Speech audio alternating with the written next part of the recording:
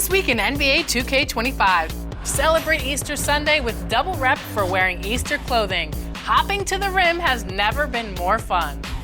In the theater, take on double or nothing 3v3 action, 2v2 games to 15, and no squads matchups. That Tough Buckets 1v1 format lives up to the name with lots of challenging rules. Miss a shot, and it's a turnover. Winners out, a max of 3 dribbles per possession. You have to be good to win here. Try it out. Plus, check out the fresh clothing for your favorite teams, stars, and fashionable upgrades. To play good, you have to look good, Alexis. And look at this player. They're wearing a 100 overall Tim Duncan My Team card on their shirt, and it is looking so nice. He's sporting the helmet, he's been out there and winning in events, Alexis. You ever play basketball in jeans, Chris? Can't say that I have, but I'm liking the fit. Wow, and look at this player, fitted from head to toe in black and red. Some white and red on the shoes, looking pretty nice. I think the best dressers have to dress from the shoes up, Alexis, so I like the matching kicks with the outfit here. Is this New York Fashion Week or is this NBA 2K?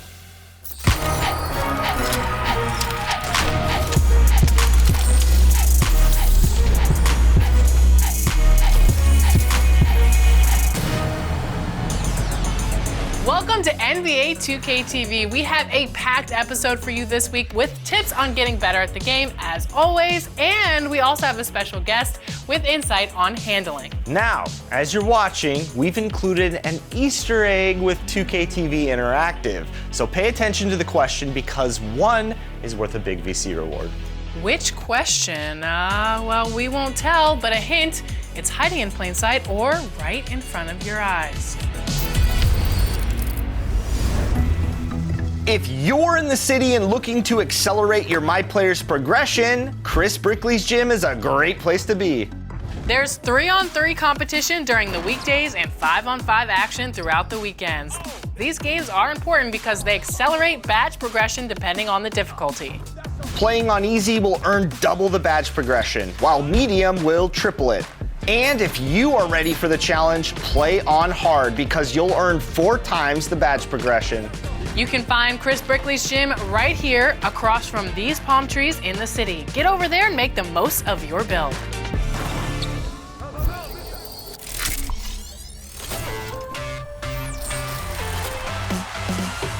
To be the most realistic basketball game, 2K brings in the best players around the world to mocap their moves. Josh Akognon had an amazing international career, played in the NBA, and he is one of the best ball handlers we've seen come through mocap. No doubt. And he's also a big 2K player, so we invited him on to get some insight on how to approach the game both on and off the court and in NBA 2K.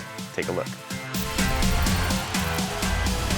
Josh Akognon, welcome to NBA 2K TV. So excited to have you on today. Now, you've had a long career playing overseas in the NBA.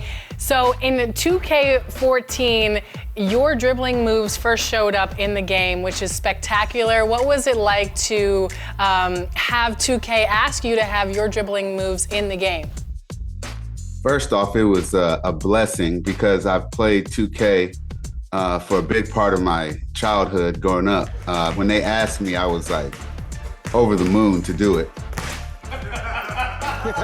It took some getting used to with the tight suit. But once I got in there, I loved it. So that was really cool. What did you think about seeing your moves in the game? It was crazy. It was crazy. My son was the first one to kind of really show me this and that. And then I would kind of look back and be like, I think that's my move. Being able to see my son doing it and being able to show his friends, that was awesome. Now the mocap team told us you were one of the, quote, best displays that we've ever brought in. What's your approach or advice you give the 2K players about reading the floor and making the right reads? The first thing I'm doing when I'm dribbling up is I'm trying to look to where the gaps are. So if I see there's really nobody on the left block, I'm really trying to do all my moves to manipulate my guy to think I'm going to the right block, just to try to get to that left block. For the gaps in the defense, if you're running different plays and you get kind of movement from a lot of the different other guys on the court, you can kind of see the different gaps kind of materialize, and then you have to be creative to get your moves off to be able to get to that spot.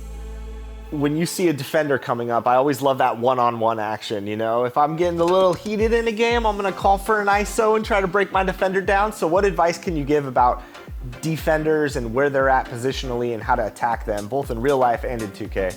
Biggest thing for me is trying to go and score. If a guy is playing up on me and he's pressing me, then that for me is perfect. I'm trying to go around him. I'm trying to get to the basket. And that's when big men step up and you can kind of drop it off to your other bigs. If a guy on the wing is kind of coming over to help his teammate, that's when you kind of kick it out. So for me, when I'm seeing somebody come up and press me, I'm trying to look for that gap, and I'm just trying to get my teammates open shots. You've been a part of the game for so long now, over 10 years.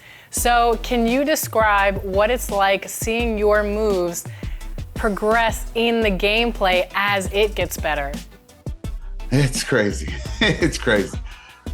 When I was doing mocap, they would just tell me freestyle, do a lot of different moves that come off the top of my head. So I would just kind of be out there just kind of doing different moves. Then they would say, all right, we'll do some moves that you do in the game. And these are the moves I've been doing for 20 years. Being able to see those moves in the game that I've made a career and a living off of was just really cool. As a point guard, what advice can you give to both basketball players and 2K players about playing off the ball? You do not want the defense to feel like you're predictable, where you make a cut and you go to the corner and you just stand there. You always want to have your defender on his toes, on her toes. So you want to always make sure that you're moving, cutting without the ball, obviously not cutting into a lane that one of your teammates is trying to cut into. So being aware of where you are on the floor in real life and in 2K. If you can get that down, I mean, you'll excel. Is there a favorite dribble combo move that you have? Basically, I call it a sway dribble. And basically, you're just floating and you're kind of doing a float dribble to the side, either side. And you're looking at how the defense is playing you. Is the defender moving? Is he standing flat-footed? Is he trying to back off you? Is he coming to press you? So I love to do the sway move to kind of gauge to see where he is, check his temperature, so to speak. And then once I get to that point, I love to actually hit him with a quick combo move, double rocker, I call it, a quick crossover, really fast. So you recently wrote a book about your journey in pro basketball. Talk about the advice that you give to young players that pertains to your journey and how it can help them.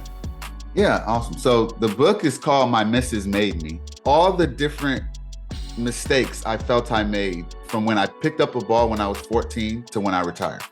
Because a lot of people didn't know, I actually hated basketball until I was 14. I probably played a total of 15, 20 minutes until I was in high school. For me, that book actually goes through a whole range of emotions I had, from being on the end of the bench, to my recruitment process, to picking an agent, to the things I wish I would have did different in high school. Also, it just really outlines that kids need to look to their future and where they think they'll end up.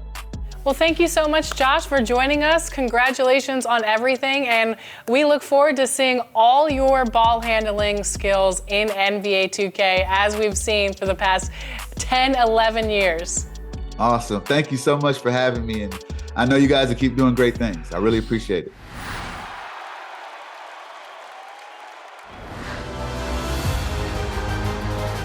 It's showtime for the 2K community. Let's take a look at your 2K TV top plays of the week.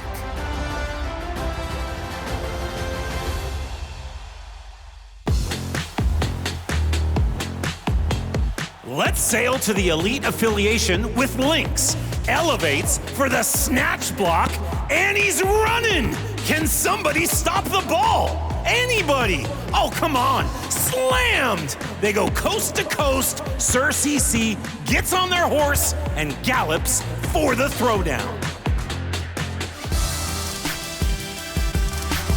They're up against the fake Mike Lowry in the theater. Steals the pass, makes some space behind the back, and meter dunks a 360. Forget the hot zone when the road to the rim is wide open. If that's the fake Mike Lowry, just imagine what the real one could do.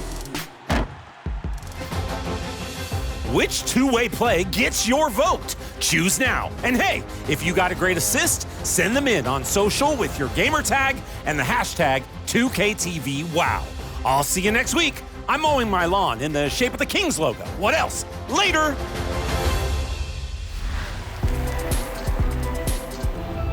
With the NBA playoffs tipping off, it is time to check back in with our My NBA Airs season. We have the final between Team 2KTV's Danny and Brian coming up next week. Find out what would have happened if the 2016 finals came down to the Heat versus Spurs. Who do you think would have taken that title? It's up for grabs. I mean, that's a great thing about My NBA. You can rewrite NBA history in any way that you like. Well, until then, enjoy the game.